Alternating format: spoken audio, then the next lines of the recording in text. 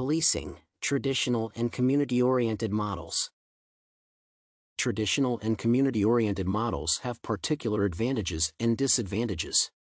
The first model includes call-to-call reaction patterns of the officers during the patrol.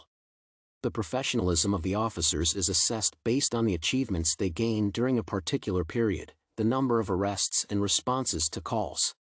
The advantage of the model is that the crime is controlled primarily by police officers. The traditional leadership model is applied within this approach because the officers gain power from the authorities by adhering to specific roles and responsibilities.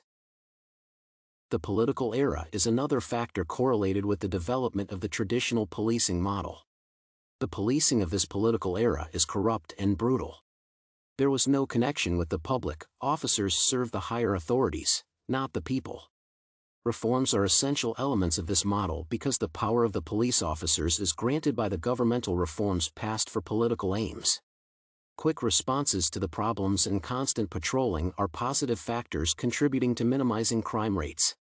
One of the significant disadvantages of the traditional model is that it enhances no cooperation between officers and residents. Implementing one-way communication can also cause significant problems with society's attitude toward the officers. On the contrary, the community-oriented approach proposed the policing philosophy of using problem-solving techniques. The community-oriented model requires the implementation of the different managemental styles at the patrol level. Different problem-solving approaches such as SARA are used within this strategy.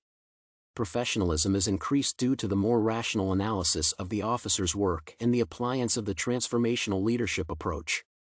Community policing adaptation contributed to increased police-resident interactions, which helped establish more intense contact with the public.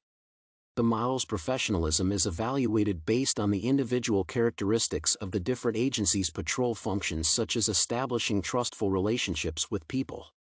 Such an approach is entirely different from the traditional policing model, where the primary patrol function is to complete the orders by any means.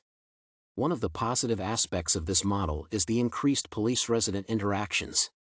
Moreover, based on practical research, the implementation of this model causes a lowered level of fear. The community-oriented approach has one significant disadvantage. Such a philosophical approach allows some of the police agencies to overlook some of their responsibilities. For example, minor crime problems related to social disorders are often overlooked.